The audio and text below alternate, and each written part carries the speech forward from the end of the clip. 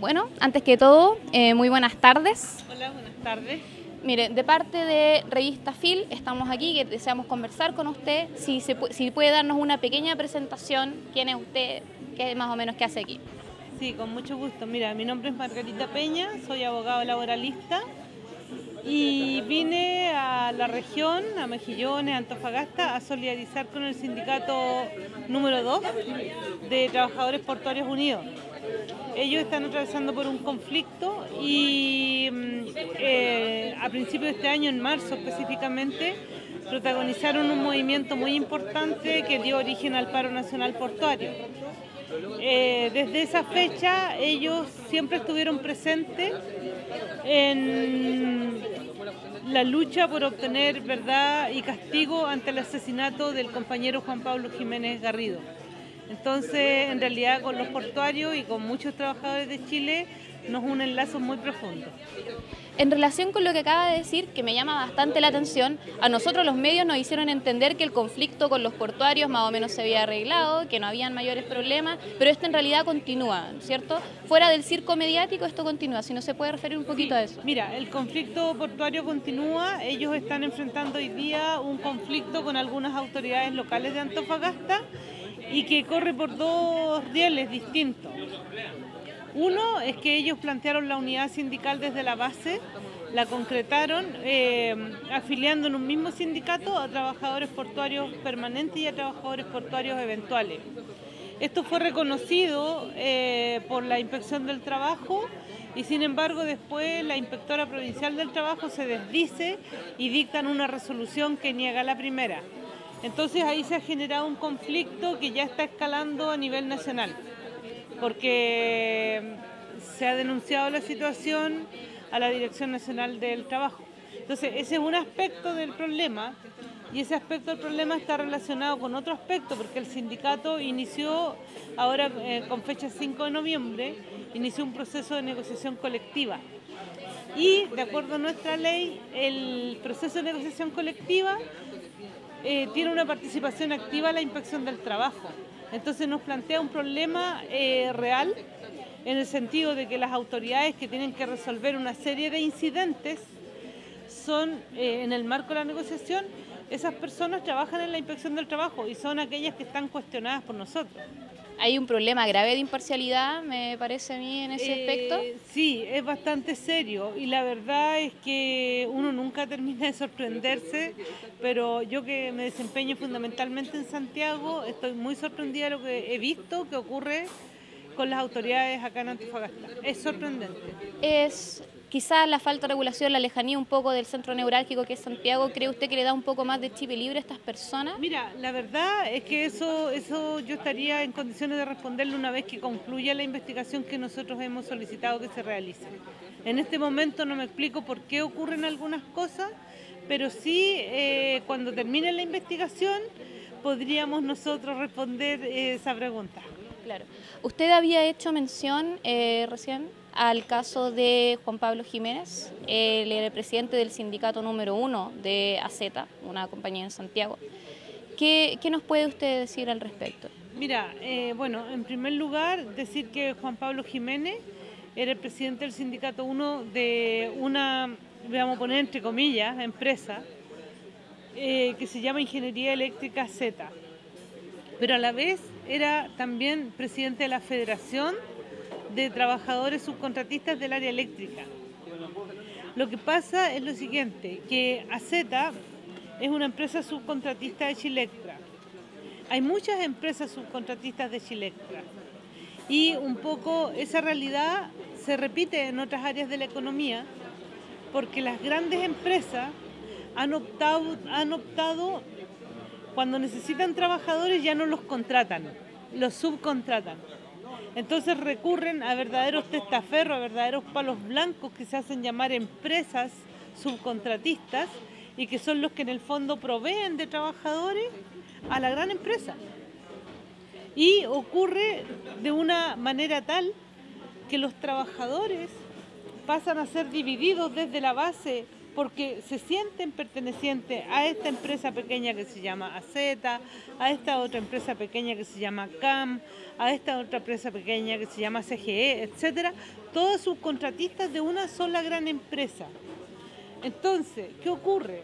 En la realidad es que los trabajadores están profundamente divididos desde la base, pero las riquezas se concentran siempre en la gran empresa. Ahora, hay una cuestión que es importante señalar también, y es la siguiente, que pese a la división que los empresarios ponen al dividir a los trabajadores en distintas razones sociales, pese a eso, en la conciencia o en lo más profundo de la conciencia de los trabajadores, sigue existiendo un impulso de unidad y reconocer a todos los trabajadores subcontratistas como sus compañeros. Entonces, Juan Pablo Jiménez era un exponente de quizás de la conciencia más avanzada de esta necesidad de unidad por la base de todos los trabajadores subcontratistas de un área.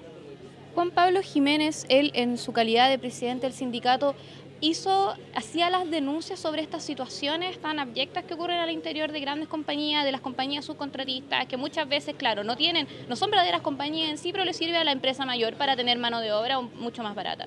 ¿Él hacía estas denuncias efectivas frente a sus compañeros dentro del sindicato? Sí, mira, bueno, a mí me correspondió pelear junto a él.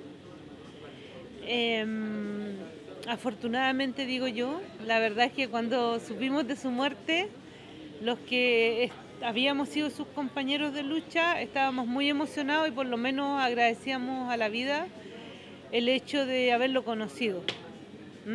Eso nos llena de orgullo y eso hay que decirlo.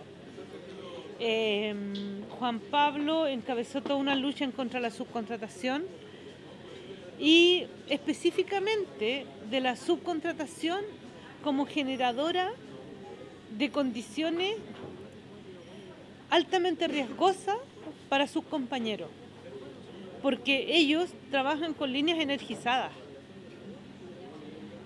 Y resulta que las grandes compañías, al subcontratar el trabajo, le entregan la responsabilidad de higiene y seguridad a pequeñas empresas que por ahorrar dinero no cumplen con las normas de seguridad como corresponden.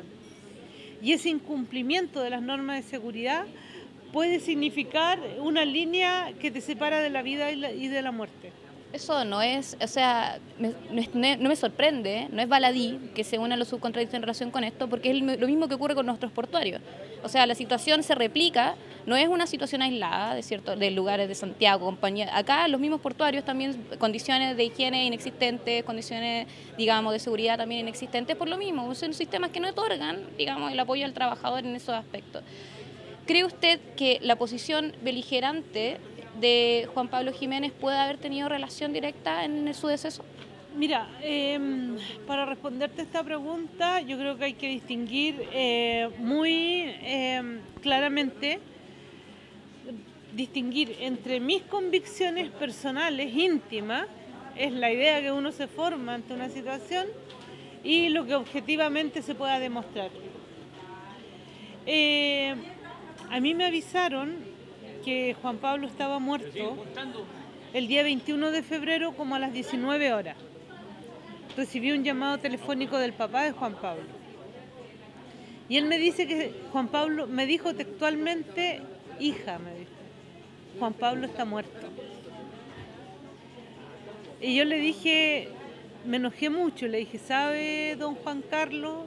Usted no puede decir eso, le dije. No, usted no puede decir eso y no quiero escucharlo más. Y él me dice, Margarita, le comunico con la Jimena. Y la Jimena me dice, Margarita, es verdad, Juan Pablo está muerto. Entonces yo de inmediato dije, lo asesinaron. De inmediato, o sea, no tuve necesidad de saber nada para formarme una convicción. Dije, lo asesinaron. Pregunté dónde estaba. Me dijeron que estaba en la H, en un hospital de la H que está en la comuna de San Miguel, en Santiago, y me dirigí de inmediato hacia allá. Lo vi muerto en una camilla y me di cuenta que tenía un gran parche en el lado izquierdo de su cabeza. Pregunté de qué se trataba y me dijeron que era una fractura en el cráneo. Y le dije, ¿pero por qué murió? Y me dijeron que había sido un ataque al corazón. Entonces yo al personal médico le dije, ¿sabe que no existe ninguna coherencia entre un ataque al corazón y una fractura en el cráneo?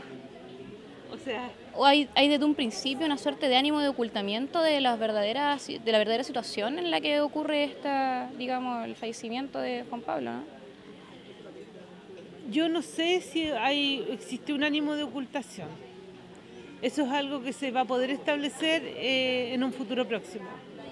Se puede establecer o se puede descartar.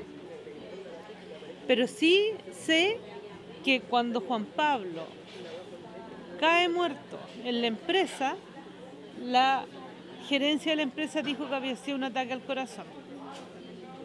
Y la familia creyó, y todos creyeron que era un ataque al corazón.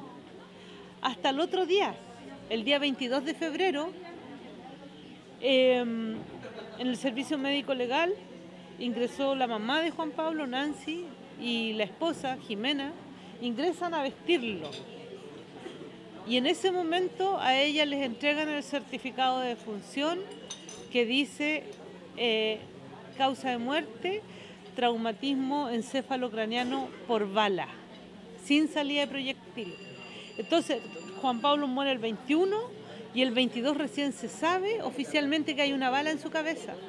Hasta ese momento todos creían que se trataba de una muerte natural.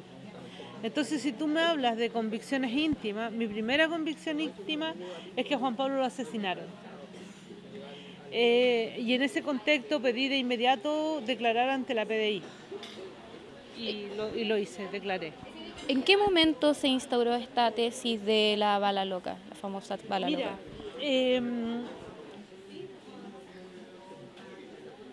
Ocurre que la muerte de Juan Pablo impactó desde un principio a mucha gente, porque por las redes sociales se hizo saber que se trataba de un trabajador que había sido encontrado muerto al interior de la empresa subcontratista AZ, que Chilectra no daba la cara, que se podría tratar de un accidente más, no sabíamos. Eso se hizo saber. ¿Por qué pudimos hacerlo saber de inmediato o por qué la gente que supo lo pudo dar a conocer? Porque Juan Pablo en el último periodo de su vida participó activamente en una instancia que se llama Conferencia Intersindical de Trabajadores, que en el fondo es una corriente sindical, una tendencia sindical, y escribía en un periódico que se llama Tareas Urgentes. Entonces, cuando un dirigente va más allá de su sindicato y va más allá de su rama y se integra, digamos, a niveles superiores de organización, en realidad pasa a ser más conocido y la gente pasa a estar más atenta a lo que ocurre. Entonces, cuando nosotros volvimos desde el servicio médico legal hasta la sede sindical de una confederación en el centro de Santiago, de la SEPCH, volvimos y ya en la sede de la SEPCH había mucha gente, digamos 30, 50 personas, y seguía llegando. Al saber que fue asesinado, se produjeron manifestaciones en la calle, frente a la empresa, frente a Chilectra. Y al otro día, al otro día en la mañana, o sea, el día 23 en la mañana, la PDI anuncia y dice que esto fue una bala loca. Porque notaron que el caso iba tomando un ribete, digamos, de movilización, etcétera. Y resulta que postulan la teoría de la bala loca cuando ni siquiera se iniciaba la investigación, ni siquiera había sido nominado el fiscal. Entonces, nunca, ni un minuto, nosotros creímos que se trataba de una bala loca. Para que más o menos la gente que nos escucha se pueda contextualizar. Al no haber estado designado el fiscal, no había quien designase, quien, digamos, dirigiese la labor investigativa. Mira, siempre está. Porque por ley, digamos, el Código de Procedimiento Penal determina que cualquiera sea el fiscal, aunque no sea el titular de la causa, cualquiera sea el fiscal, debe ordenar las primeras diligencias. Entonces sí se ordenaron. El problema está en que tú no puedes tener una conclusión cuando recién está comenzando una investigación. ¿Me entiendes? Y ellos ya tenían resuelto el caso a las horas de ocurrido el asesinato, ya tenían resuelto que había sido una bala loca. Y es más, un mes después de esto, un mes después, ellos ya tenían al, entre comillas, culpable. Era un muchacho. Un joven de 16 años, ¿no? De la comuna de La Legua. De la población La Legua, sí. En relación con esto, los peritajes o la familia, al momento de que se establece, digamos, esta tesis de la bala loca, ¿qué es lo que impulsa a la familia a, digamos, solicitar ayuda? ¿Qué es lo que se crean allí? ¿Qué personas se unen, digamos, para buscar una forma de investigación que no sea tan imparcial, por decirlo así? Como te contaba, desde las primeras horas del asesinato de Juan Pablo hubo una tendencia natural a agruparnos. Y nació, yo te diría así en forma súper espontánea, una coordinadora que se llama, una vocería que se llama Verdad y Castigo, ¿ya? Esta coordinación o vocería Verdad y Castigo está compuesta por trabajadores, por dirigentes sindicales, por dirigentes estudiantiles, por la familia, por militantes revolucionarios y en realidad ha cumplido una labor bastante importante, porque en primer lugar nosotros nos propusimos no mentir, no exagerar, ni ponerle ni quitarle, y para eso hay que tener cierto control de la información, porque es fácil exagerar, ¿me entiendes? Desde el dolor, desde la desesperanza, no sé. Pero nosotros creímos que no le hace bien a la causa mentir. Por lo tanto dijimos, no, aquí va a haber una voz oficial, una declaración oficial, y así lo hemos hecho durante todos estos meses. En segundo lugar, resolvimos denunciar, hacer una verdadera campaña de denuncia en torno a lo ocurrido. Decidimos seguir atentos al procedimiento y contratar peritajes privados. O sea, una vez que la PDI realiza su trabajo de investigación y evacúa un informe balístico, nosotros contratamos 2 peritajes privados. Hemos contratado 2 peritajes privados que han salido muy caros, pero se han financiado por la solidaridad, exclusivamente. Hemos hecho muchos actos solidarios y han funcionado maravillosamente bien. Los sindicatos se han portado muy bien, los estudiantes se han portado muy bien. En realidad, la familia no se cansa de agradecer, digamos, a la solidaridad recibida.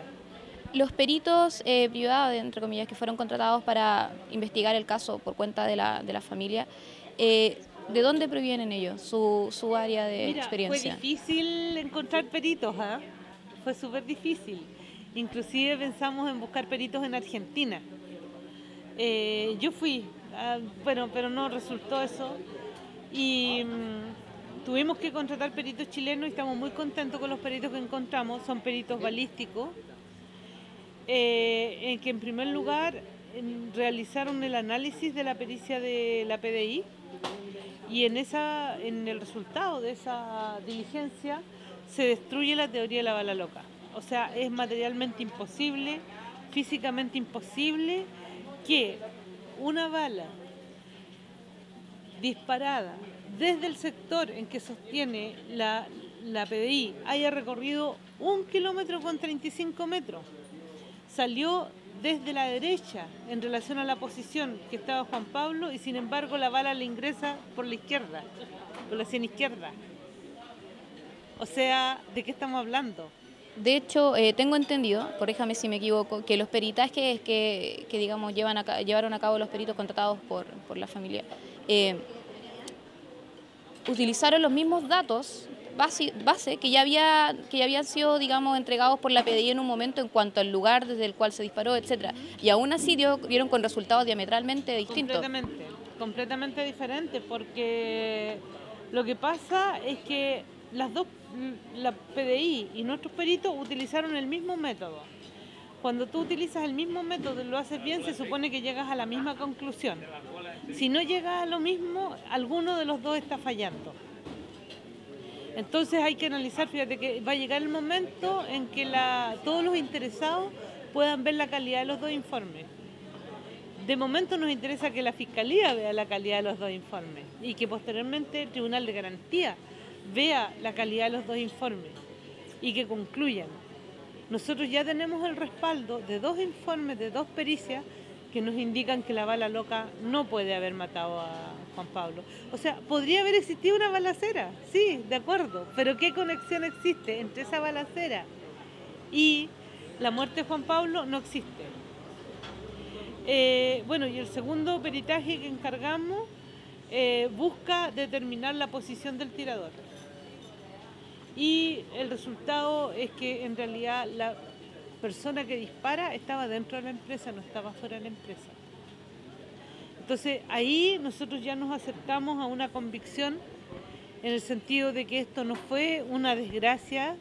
Qué pena que justo estaba el presidente del sindicato, el presidente de la federación, y justo le tocó a él. Qué mala suerte tienen los trabajadores. Nosotros pensamos que eso ya está descartado. Incluso puedo agregar que la familia decía que para ellos era más consuelo pensar en que había sido una desgracia y no que alguien quiso matarlo. Eso, por supuesto. En relación con esto, ¿en qué estado va más o menos el juicio o los trámites judiciales que se están realizando? Mira, ahora en este momento un poco buscando que la Fiscalía se haga cargo de los peritajes privados y bueno, seguir adelante con la investigación nomás.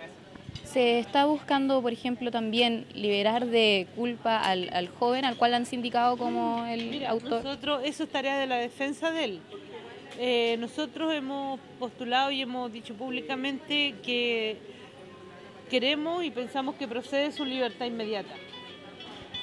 Bueno, para no quitarle más tiempo, porque usted vino a hacer muchos trámites a nuestra ciudad, ¿desea usted finalizar con alguna suerte de llamado de atención a la ciudadanía frente a este tipo de hechos? Sí, mira, en primer lugar, quiero repetir la frase de un médico que es uno de los que conoció el caso primero y que señaló textualmente y me dijo, diga que esto es un asesinato y diga que este es un atentado, un crimen cometido contra la clase obrera chilena. Él era un médico del Servicio Médico Legal. Y me dijo, dígalo, con estas palabras por favor se lo pido, me dijo, porque esto es un atentado contra la clase obrera chilena y así debe ser asumido. Entonces, en ese sentido, yo hago un llamado a todos los trabajadores, a todos los estudiantes, a que integren este hecho doloroso que ha sido para nosotros, como el asesinato de Juan Pablo Jiménez, que lo integren a su conciencia y que sepan que en esta democracia, en esta limitada democracia, se están cometiendo asesinatos graves, y que la familia ha tenido que luchar en contra de todas las instituciones, reunir dinero para poder llegar a la verdad, cuando en realidad es el Estado el que debe garantizar eso. La señora Matei, siendo ministra del Trabajo, al momento que fue asesinado Juan Pablo, ha sido incapaz de comunicarse con la familia. Entonces, este conjunto de circunstancias nosotros nos han determinado a marchar el 27 de noviembre a las 19 horas en Santiago y afortunadamente este llamado a marchar por Juan Pablo Jiménez ha sido escuchado y ha tenido eco en distintas partes del país. Y entiendo y ojalá en Antofagasta salgan los estudiantes, los trabajadores y en realidad todos los hombres y todas las mujeres con una conciencia libre salgan a manifestarse y pedir verdad y castigo. Nosotros no pedimos justicia, porque lo único justo sería que Juan Pablo esté aquí, nada más. Muchas gracias, le agradecemos mucho el tiempo que nos prestó. Gracias.